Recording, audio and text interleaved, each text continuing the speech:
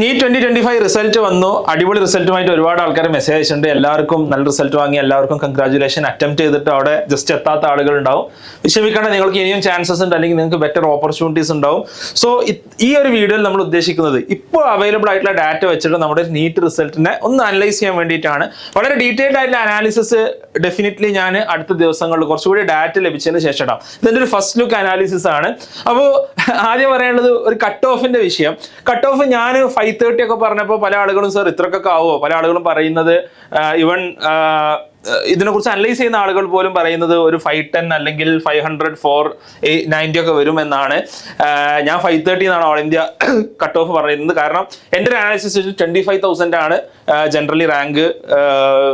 25,000 ഒരു 530ക്ക് വരുമെന്നാണ് ഞാൻ വിചാരിച്ചിരുന്നത്. കറക്റ്റായി ഞാൻ പറഞ്ഞത് അക്ഷരാർത്ഥത്തിൽ കറക്റ്റായി ഒരു 528 സംതിങ് ആണ് എനിക്ക് തോന്നുന്നത്. 25K 527 528 ആണ് വന്നിട്ടുള്ളത്. സോ ദാറ്റ് മീൻസ് ദാറ്റ് ആ കട്ട് ഓഫ് വളരെ റൈറ്റ് ആയിരുന്നു. ബാക്കിയുള്ളവർ എന്തോ ഒരു പ്രശ്നം പറ്റിയെന്നുള്ളതല്ല ഞാൻ പറഞ്ഞത്. അത് കറക്റ്റ് നമുക്ക് ആ ഡാറ്റ വെച്ചിട്ട് അനലൈസ് ചെയ്യുമ്പോൾ നമുക്ക് വളരെ കറക്റ്റായിട്ട് കാര്യങ്ങൾ കിട്ടും എന്നുള്ളത് പറയാൻ വേണ്ടി പറഞ്ഞു എന്നുള്ളത് മാത്രം. ഓക്കെ, ഇനി ഇത്തവണത്തെ നീറ്റ് റിസൾട്ട് വളരെ സാലിയൻ്റ് ആയിട്ടുള്ള കുറച്ച് കാര്യങ്ങൾ അൺനോട്ടീസ്ഡ് ആയി പോകരുത് എന്നുള്ളത് ഞാൻ ചില കാര്യങ്ങൾ പറയാണ്. ടോപ്പർ പഠിച്ചിട്ടുള്ളത് ഗുരുകൃപ സിക്കാർ രാജസ്ഥാൻ. ഗുരുകൃപ എന്നുള്ള ഇൻസ്റ്റിറ്റ്യൂട്ടിനെ കുറിച്ച് ഞാൻ ഇന്ന് വരെ കേട്ടിട്ടില്ല. ഓക്കെ, മേ ബി അവിടുത്തെ ഒരു ഫേമസ് ആയിട്ടുള്ള ഇൻസ്റ്റിറ്റ്യൂട്ട് ആയിരിക്കാം. പക്ഷേ ഒരു നാഷണൽ ലൈം ലൈറ്റിലോട്ട് ഫസ്റ്റ് റാങ്കിലോട്ട് ആയ ഇൻസ്റ്റിറ്റ്യൂഷൻ വരികയാണ്. അപ്പോൾ basically results are getting distributed. ഇപ്പോൾ ഈവൻ കേരളത്തിൽ ഇപ്പോൾ ടോപ്പർ ആയിട്ടുള്ള കുട്ടി ബ്രില്യൻറ്റിൽ കോഴിക്കോട് പഠിച്ചാണ്. ഈവൻ പാലയിൽ ഒരു മെയിൻ സെന്ററിൽ പഠിച്ച കുട്ടിയില്ല, കോഴിക്കോട് പഠിച്ച കുട്ടിയാണ്. റൈറ്റ്. അപ്പോൾ എവിടെ നിന്നും റിസൾട്ട് ഉണ്ടാക്കാം എന്നുള്ളൊരു ലെവലിലോട്ട് എസ്പെഷ്യലി നീറ്റ് പോലത്തെ ഒരു എക്സാമിൽ കാര്യങ്ങൾ വന്നുകൊണ്ടേയിരിക്കുകയാണ്. അത് വളരെ ഡിസ്ട്രിബ്യൂട്ടഡ് ആയിട്ട് എന്താ പറയുക, ഒരു റിസൾട്ട് എന്നുള്ളത് ഈവൻ പുതിയ സെന്റേഴ്സിലോട്ടും മറ്റൊക്കെ കടന്നു വരുന്നത് നമ്മൾ ബേസിക്കലി കണ്ടുകൊണ്ടിരിക്കുകയാണ് എന്നുള്ളതാണ് ഇതിലൊരു ഫസ്റ്റ് ഞാൻ നോട്ടീസ് ചെയ്തിട്ടുള്ള ഒരു കാര്യം എന്നുള്ളത്. ഈവൻ കോട്ടയുടെ ഒരു ആധിപത്യമൊക്കെ കഴിഞ്ഞ വർഷത്തോടുകൂടി തകർന്നിട്ട് ഇപ്പോൾ സിക്കാർ ഇങ്ങനത്തെ സ്ഥലങ്ങളിലോട്ടൊക്കെ സിക്കാർ ഇപ്പോൾ മറ്റൊരു കോട്ടയായി മാറുന്നുണ്ടോ എന്നുള്ളതൊക്കെ നമ്മൾ സംശയിക്കേണ്ടിയിരിക്കുന്നു. രണ്ടാമത്തെ കാര്യം, ഒരു ജെയ് മെയിൻ ലെവൽ അല്ലെങ്കിൽ ചില കുട്ടികൾ പറഞ്ഞത് അതിനേക്കാളും മേലെ എന്നുള്ളതൊക്കെയാണ്. വാട്ട് എവർ ഇറ്റ് ഈസ്, ആ ലെവലിൽ ഒരു എക്സാം വന്നപ്പോൾ ലോവർ റിസൾട്ട്സ് ഇൻ കേരള നമ്മൾ വളരെ ഗൗരവത്തോടു കൂടി നമ്മൾ ഡിസ്കസ് ചെയ്യേണ്ട വിഷയമാണ്. No one in top 100. Top 100 ഒരു മലയാളി സ്റ്റുഡന്റ് പോലും ഇല്ല. എനിക്ക് തോന്നുന്നു 109 ഓർ സംതിങ് ആണ് കേരളത്തിലെ ടോപ്പർ ആയിട്ടുള്ള മിടുക്കി കുട്ടിയുടെ റാങ്ക് എന്നുള്ളത്. Congratulations to her. And 2 in top 200 എന്നാണ് ഞാൻ മനസ്സിലാക്കിയിട്ടുള്ളത്. എന്നാൽ കഴിഞ്ഞ വർഷം ടോപ്പ് 100 5ഉം ടോപ്പ് 200 12 ആളുകൾ ഉണ്ടായിരുന്നു എന്നുള്ളതാണ് എൻ്റെ ഓർമ്മ ശരിയാണെങ്കിൽ ഏകദേശം ഒരു കണക്ക് എന്നുള്ളത്. അതായത് എക്സാം ടഫ് ആവുമ്പോൾ നമ്മൾ മോശമായിട്ട് നമ്മൾ പെർഫോം ചെയ്യുന്നു ആണല്ലോ. ഇത് ശരിക്കും ഞാൻ കഴിഞ്ഞ എൻ്റെ നീറ്റ് കട്ട് ഓഫ് അനാലിസിലും പറഞ്ഞൊരു കാര്യമാണ്. കഴിഞ്ഞ വർഷം എന്നുള്ളത് ഒരു അനോമലി ആയിരുന്നു. കാരണം എക്സാം ഈസി ആയ സമയത്ത് നമ്മുടെ കുറേ കുട്ടികൾ കയറിപ്പോയി. പക്ഷേ ഈ വർഷം അങ്ങനെയല്ല. ഈ വർഷം എന്നുള്ളത് നമ്മുടെ പെർഫോമൻസ് എന്നുള്ളത് വളരെ താഴോട്ടാണ് വന്നിട്ടുള്ളത്. അങ്ങനെ വലുതായിട്ട് നമുക്ക് ആഘോഷിക്കാൻ മാത്രം വകയുള്ള റിസൾട്ട് അല്ല. നമ്മുടെ കേരളത്തിന്റെ ഒരു പെർസ്പെക്റ്റീവ് നോക്കുമ്പോൾ അത്രയധികം നമുക്ക് ആഘോഷിക്കാനുള്ള വകയുള്ള ഒരു റിസൾട്ട് അല്ല. റൈറ്റ്. ഒരു ടോപ്പ് 100ൽ 24 സ്റ്റുഡൻസ് ഉണ്ട് സൗത്ത് ഇന്ത്യയിൽ നിന്ന്. അതിൽ 0 ഫ്രം കേരളയാണ്. നമ്മൾ മറ്റു പല സ്റ്റേറ്റ്സും വെറുതെ നോക്കുമ്പോൾ രാജസ്ഥാൻ ഏകദേശം 14, ഡൽഹിയിൽ നിന്ന് 17, കർണാടക 7, തമിഴ്നാട് 6 ഒക്കെ വരുന്നിടത്താണ് കേരളം ആക്ച്വലി ഇത്ര മോശമായിട്ട് പെർഫോം ചെയ്തിട്ടുള്ളത്. റീസൺസ് ഞാൻ ഇതിന്റെ എൻഡിൽ ഞാൻ തീർച്ചയായിട്ടും പറയാം. നമ്മൾ വളരെയധികം ഗൗരവത്തോടെ അതിന്റെ റീസൺസും അതിനുള്ള ഫിക്സും നമ്മൾ ചർച്ച ചെയ്യേണ്ടതുണ്ട്. ഈവൻ ഞാൻ ഇങ്ങനെ നോക്കിയപ്പോൾ കുറെ ആളുകളെ സ്കാൻ ചെയ്തു. ഇതൊരു ഫസ്റ്റ് ലുക്ക് ആണ് കേട്ടോ. കുറെ ആളുകൾ റിപ്പീറ്റേഴ്സ് ആൻഡ് റിപ്പീറ്റേഴ്സ് ആണ്. ആ +2 സ്റ്റുഡൻസ് നേരെ കയറി പോകുന്ന ഒരു ട്രെൻഡ് എസ്പെഷ്യലി കേരളത്തിൽ നിന്ന് കുറഞ്ഞു വരുന്നുണ്ടോ എന്നുള്ളത് നമ്മൾ ശരിക്കും സംശയിക്കേണ്ടിയിരിക്കുന്നു എന്ന് തോന്നുന്നു. ഓക്കെ, അപ്പൊ അവിടെയും നമ്മൾ കുറച്ച് കൺസേൺഡ് ആവേണ്ടതുണ്ട്. കാരണം ഒരു +2 കുട്ടി ഇത്രയധികം ഇന്റഗ്രേറ്റഡ് സ്കൂളിൽ മറ്റൊക്കെ നമുക്ക് ഉണ്ടെങ്കിൽ പോലും ആ ഒരു +2 കുട്ടി അങ്ങനെ അങ്ങോട്ട് കയറി പോകുന്നിടത്ത് ഒരു കുറവ് വന്നിട്ടുണ്ടോ എസ്പെഷ്യലി നീറ്റിൽ എന്നുള്ളത് എൻ്റെ ഒരു സംശയമാണ്. ഞാനിങ്ങനെ കുറച്ച് കാര്യങ്ങൾ അനലൈസ് ചെയ്തപ്പോൾ അങ്ങനെയാണ് എനിക്ക് തോന്നിയത്. കുറച്ച് ആളുകളടുത്ത് അനലൈസ് ചെയ്തപ്പോൾ കൂടുതൽ ഡീറ്റെയിൽസ് അനാലിസിസ് നമുക്ക് നടത്താം. അപ്പോൾ ഇവിടെ വളരെ വ്യക്തമാകുന്ന ഒരു കാര്യം, ഒരു ന്യൂമറിക്കൽ സ്കിൽസിന്റെ മാത്തമാറ്റിക്കൽ എബിലിറ്റിയുടെ ഒരു പ്രാധാന്യം എന്നുള്ളത് നമുക്ക് ഫണ്ടമെന്റലി മനസ്സിലാവുന്നു. ഇവിടുത്തെ ഫിസിക്സ് നന്നായി സ്കോർ ചെയ്യാൻ സാധിക്കണം, നന്നായി സ്പീഡിൽ മാത്തമാറ്റിക്കൽ സ്കിൽസ് അയാൾക്ക് ഉണ്ടാവണം. അങ്ങനെയെങ്കിൽ മാത്രമേ ഇത്തരത്തിലൊരു പേപ്പർ കുട്ടികൾക്ക് നേരിടാൻ സാധിക്കുകയുള്ളൂ. ആൻഡ് അൺഫോർച്ചുനേറ്റ്ലി അത് നമ്മുടെ കുട്ടികൾക്ക് കുറച്ച് കുറവാണ്. ഇതാണ് നമ്മൾ പിന്നിൽ പോകാനുള്ള കാരണങ്ങളിലൊന്ന്. ഇപ്പൊ പ്രഥമിന്റെ സർവേ, പ്രഥം എന്ന് പറയുന്ന ഒരു NGO ഉണ്ട്. അവർ ഓരോ 2 വർഷം കൂടുമ്പോഴും കേരളത്തിലെ അല്ലെങ്കിൽ ഇന്ത്യയിലെ തന്നെ എല്ലാ സ്റ്റേറ്റ്സിലെയും കുട്ടികൾ വെച്ച് സർവേ നടത്തും. അതിൽ പറയുന്നത് കേരളത്തിൽ 8ാം ക്ലാസ്സിൽ പഠിക്കുന്ന കുട്ടികളിൽ 31% കുട്ടികൾക്ക്, ഗവൺമെന്റ് സ്കൂളിലെ 31% കുട്ടികൾക്ക് മാത്രമേ 2 നമ്പർ കൊടുത്താൽ ഹരിക്കാൻ അറിയുള്ളൂ എന്നാണ്. അപ്പോൾ ന്യൂമറിക്കൽ എബിലിറ്റി എന്നുള്ളത് പത്തറ്റിക് ആയിട്ട് നമ്മുടെ ഇൻ ജനറൽ നമ്മുടെ ഗവൺമെന്റ് സ്കൂൾസിൽ മാറിക്കൊണ്ടേയിരിക്കുന്നു. ഈവൻ പ്രൈവറ്റ് സ്കൂൾസും അതിൽ താഴെ വരുന്നു. പ്രൈവറ്റ് സ്കൂൾ എനിക്ക് തോന്നുന്നു 46% ആണ്, which is well below the national average. Okay, അപ്പൊ അവിടെ നമ്മൾ മാത്തമാറ്റിക്കൽ എബിലിറ്റിയിൽ ശ്രദ്ധിക്കേണ്ടതുണ്ട്. കുട്ടികളെ ഹൈസ്കൂൾ ലെവൽ മുതലുള്ള മാത്തമാറ്റിക്കൽ എബിലിറ്റിയിൽ ശ്രദ്ധിച്ചില്ലെങ്കിൽ അവർക്ക് നീറ്റോ ജെയോ ഈവൻ ഒരു PSC പോലും അവർ ക്വാളിഫൈ ചെയ്യാൻ പോകുന്നില്ല എന്നുള്ളത് പാരന്റ്സ് മനസ്സിലാക്കണം. സ്കൂൾസ് എസ്പെഷ്യലി മനസ്സിലാക്കണം. മാത്സിൽ കുട്ടികളെ പിന്നിലാണ് എന്ന് പറയുകയാണെങ്കിൽ അത് സ്കൂളിന്റെയും അവിടുത്തെ ടീച്ചേഴ്സിന്റെയും നമ്മുടെ കരിക്കുലത്തിന്റെ ഒക്കെ പ്രശ്നമാണ്. ഇത് ഫിക്സ് ചെയ്തില്ല എന്നുണ്ടെങ്കിൽ നമ്മുടെ കുട്ടികളെ പിന്നിൽ പോകും എന്നുള്ളതിൽ യാതൊരു സംശയവുമില്ല. മറ്റൊരു ഇൻട്രസ്റ്റിംഗ് ട്രെൻഡ്, ഇതൊക്കെ കുറെ ചിതറിയ ട്രെൻഡുകൾ എനിക്ക് തോന്നിയത് കേട്ടോ. കഴിഞ്ഞ വർഷം 1.44 lakh സ്റ്റുഡൻസ് ആണ് കേരളത്തിൽ രജിസ്റ്റർ ചെയ്തത്. 1.37 lakh കുട്ടികൾ എഴുതി. ഇത്തവണ 1.27 lakh കുട്ടികൾ മാത്രമാണ് രജിസ്റ്റർ ചെയ്തത്. 17,000 കുട്ടികൾ കുറഞ്ഞിട്ടുണ്ട്. 17,000 കുട്ടികൾ നീറ്റ് അപ്ലൈ ചെയ്തതിൽ കുറഞ്ഞിട്ടുണ്ട്, which is actually A huge number. Okay, ഏകദേശം ഒരു 12% ഡിഗ്രീസ് നമുക്ക് ഏകദേശം പറയാൻ പറ്റും. ഓക്കെ, ഇതിൽ നിന്ന് 1.21 lakhs ആണ് എഴുതിയതാണ് എൻ്റെ ഒരു ഓർമ്മ. NTA ഒഫീഷ്യൽ ഡാറ്റയാണ്. അപ്പോൾ ഇത് ബേസിക്കലി ആ ഒരു MBBS-ലോട്ടുള്ള നീറ്റിലോട്ടുള്ള ആ ഒരു അഭിരുചി കുറഞ്ഞു വരുന്നുണ്ടോ എന്നുള്ളത് ജസ്റ്റ് തോന്നുന്നു. ഇതൊക്കെ കാണുമ്പോൾ, ഈ ഡാറ്റ കാണുമ്പോൾ അതാണ് ബേസിക്കലി ഫീൽ ചെയ്യുന്നത്. അടുത്ത വർഷം ഇത് മേ ബി ഇതിനേക്കാളും കുറയും എന്നാണ് എൻ്റെ ഒരു അസംഷൻ. ഞാൻ കുട്ടികളെ സംസാരിക്കുമ്പോൾ എനിക്ക് തോന്നുന്ന ഒരു കാര്യമാണ്. ഇനി നമ്മൾ മനസ്സിലാക്കേണ്ടത് വൈ വി ഫെയിൽ, നമ്മൾ എന്തുകൊണ്ടാണ് ഇങ്ങനെ ടോപ്പേഴ്സിന് നമുക്ക് പ്രൊഡ്യൂസ് ചെയ്യാൻ, കൺസിസ്റ്റന്റ്ലി പ്രൊഡ്യൂസ് ചെയ്യാൻ പറ്റാത്തതെന്നുള്ളതാണ്. നമ്മുടെ കുട്ടികളും നമ്മുടെ പാരന്റ്സും ഈവൻ നമ്മുടെ മൊത്തത്തിലുള്ള എഡ്യൂക്കേഷൻ സിസ്റ്റം ഈ സ്കൂൾസ് ആൻഡ് ബോർഡ് എക്സാംസിൽ എന്നുള്ളത് കോൺസെൻട്രേറ്റഡ് ആണ്. എങ്ങനെയെങ്കിലും സ്കൂളിൽ കുറെ മാർക്ക് ഉണ്ടാക്കണം, എങ്ങനെയെങ്കിലും കുറെ ബോർഡ് എക്സാമിൽ മാർക്ക് ഉണ്ടാക്കണം. ഇതുകൊണ്ടാണ് നമുക്ക് ടോപ്പേഴ്സിനെ +2 ക്രിയേറ്റ് ചെയ്യാൻ പറ്റാത്തത്.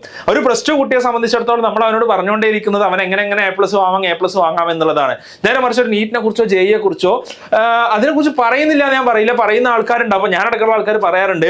പക്ഷെ ഗൗരവമായി പറയേണ്ട പല ആൾക്കാരും എസ്പെഷ്യലി പാരന്റ്സ് ആൻഡ് ടീച്ചേഴ്സ് എന്ത് ചെയ്യുന്നില്ല, ഇതിനെക്കുറിച്ച് പറയുന്നില്ല. സ്കൂളിൽ നിന്ന് ഇതിനെക്കുറിച്ച് ഒരു അവബോധം കിട്ടുന്നില്ല. അപ്പൊ നമ്മുടെ സ്കൂൾ ബോർഡ് എക്സാംസിൽ മാത്രം അവിടെ അങ്ങോട്ട് കിടന്ന് കളിച്ചിട്ട് എന്തോ നേടാനുണ്ടെന്നുള്ളൊരു പ്രശ്നമാണ് ഈ നീറ്റ് എക്സാമിൽ കാണുന്നത്. അപ്പൊ ചോദിക്കും, എല്ലാവരും നീറ്റിന് പോകാനുള്ളതാണോ, എല്ലാവരോടും ഇത് പറയേണ്ടതുണ്ടോ എന്നുള്ളത്. അങ്ങനെയല്ല ഞാൻ പറഞ്ഞത്. ഇപ്പൊ നീറ്റ് എന്നുള്ളത് മാത്രമല്ല, ജെയ്ക്ക് പോകേണ്ടവരുണ്ടാവും. ഇനി ഈവൻ ഒരു സെൻട്രൽ യൂണിവേഴ്സിറ്റി പോകേണ്ട കുട്ടി ഉണ്ടാവില്ലേ? ഏത് കോഴ്സിനായാലും ഏറ്റവും ബെസ്റ്റ് കോഴ്സിന് പോകണമെന്നുണ്ടെങ്കിൽ എന്ത് വേണം? അവിടെ എൻട്രൻസ് എക്സാം എഴുതണം. ആ എൻട്രൻസ് എക്സാം എഴുതി മുന്നിലെത്തുന്ന എന്തെങ്കിലും ഒരു എൻട്രൻസ് എക്സാം, എന്തെങ്കിലും ഒരു കോമ്പറ്റേറ്റീവ് എക്സാം എഴുതുക എന്നുള്ളത് ഇന്ത്യയിൽ വളരെ മസ്റ്റ് ആയിട്ടുള്ള ഒരു കാര്യമാണ്. അതിലോട്ട് കുട്ടികളെ പ്രൊമോട്ട് ചെയ്യണം.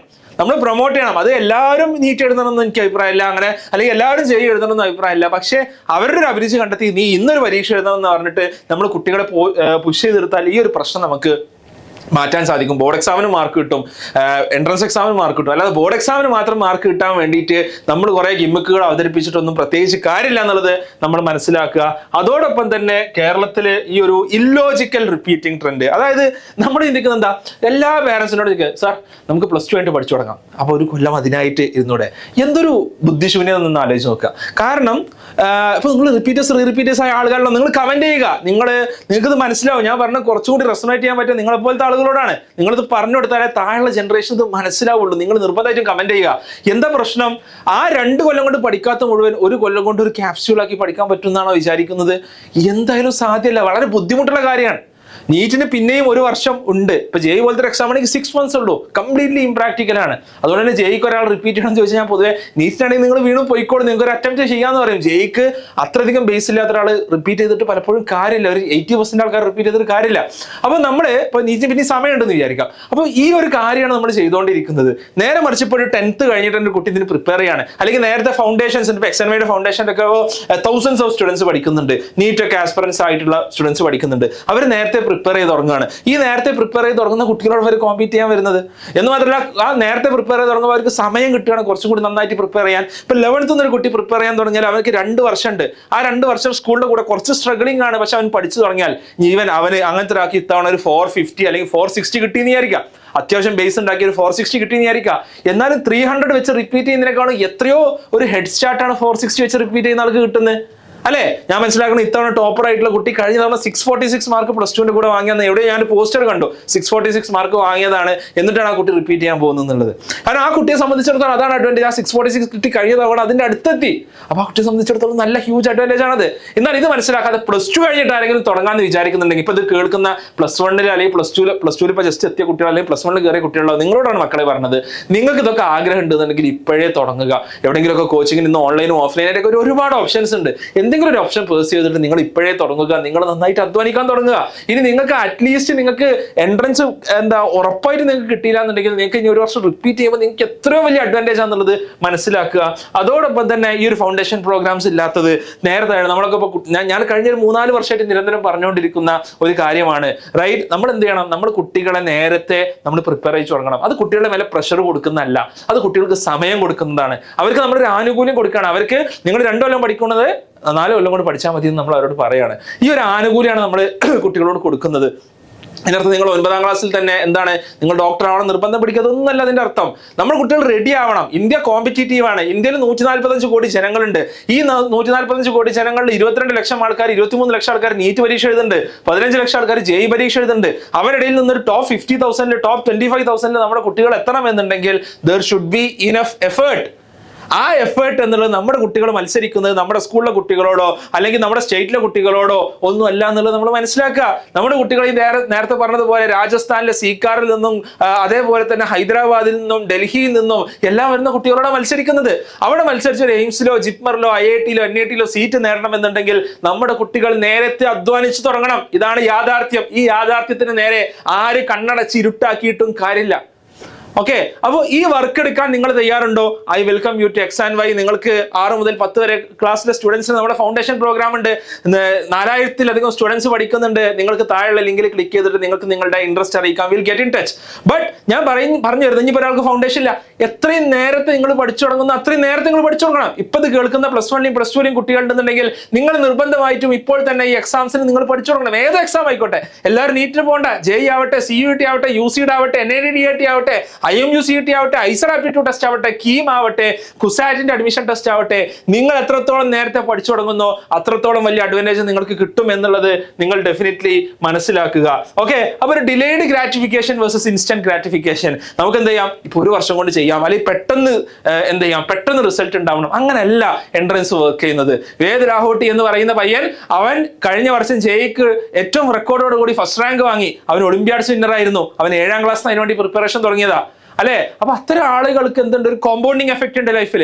ആ കോമ്പൗണ്ടിങ് എഫക്റ്റിന്റെ ഫ്രൂട്ട്സ് ആണ് അവർ പലപ്പോഴും +2-ന്റെ റിസൾട്ട് ആയിട്ടും അതേപോലെ തന്നെ നീറ്റിന്റെ റിസൾട്ട് ആയിട്ടൊക്കെ അവർ അനുഭവിക്കുന്നത്. അപ്പോൾ ഒരു ഡിലേഡ് ഗ്രാറ്റിഫിക്കേഷൻ, നമ്മൾ നേരത്തെ പ്രിപ്പയർ ചെയ്ത് തുടങ്ങിയാൽ നമ്മളെ സംബന്ധിച്ചിടത്തോളം നമുക്ക് ബെറ്റർ റിസൾട്ട് ഉണ്ടാകും എന്നുള്ളത് നമ്മൾ തീർച്ചയായിട്ടും മനസ്സിലാക്കുക.